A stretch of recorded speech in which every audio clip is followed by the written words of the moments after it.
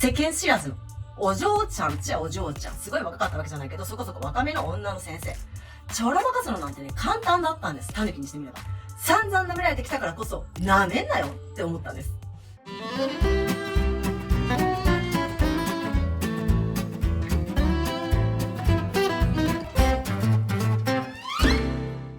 皆さん給料800万円未払いになったことってありますか？私は、ある医療法人に勤めていた時に、そこのお茶の水博士にそっくりな、阪大歯学部出身のやり手の院長とそういうことになったんですけれども、それに対して本日は裁判で戦って勝訴したっていうところまでお話をさせてください。で、大前提として、うちのその医療法人の院長っていうのは、もともと阪大出身のエリートで、お茶の水博士にそっくりなんで、お茶の水さんと呼びますね。で、お茶の水博士は、もともと関西出身の人で、向こうで医療をもとに不動産から飲食から何からすごく大きく手掛けてきた人で、最終的にはこう全部ポシャって、自分、奥さん、お母さんも全員自己破産させて、70億円を全部自己破産させて、チャラにして東京に出てきたっていう、なかなかやり手の先生だったんです。もともと私、給料明細とかを細かく見る方じゃなくって、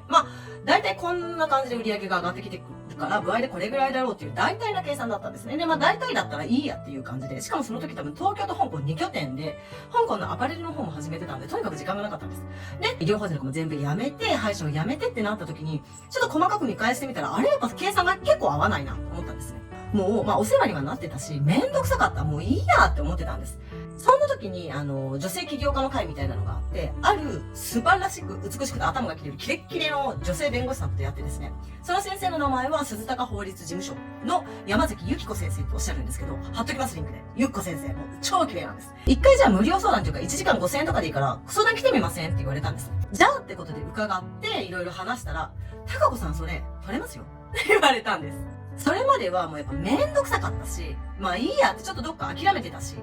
でも、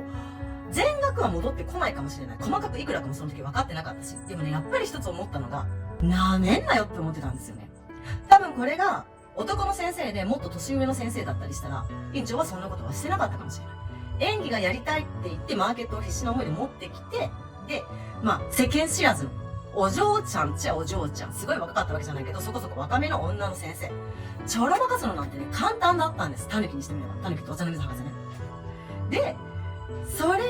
をされて黙ってるのが悔しいと思ったんですよね。結構男性社会で散々舐められてきた。散々舐められてきたからこそ舐めんなよって思ったんです。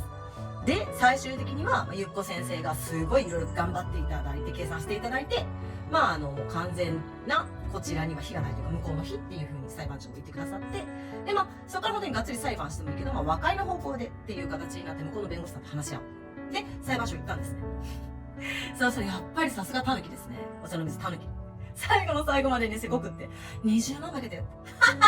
20万値切られたんですけど、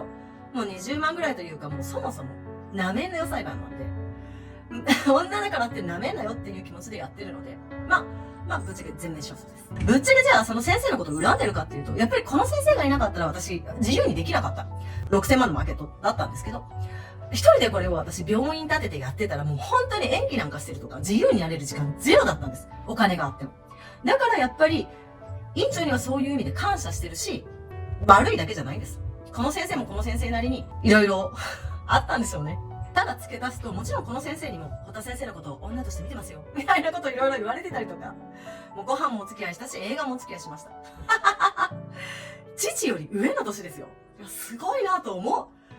色じじいたちすごいと思う。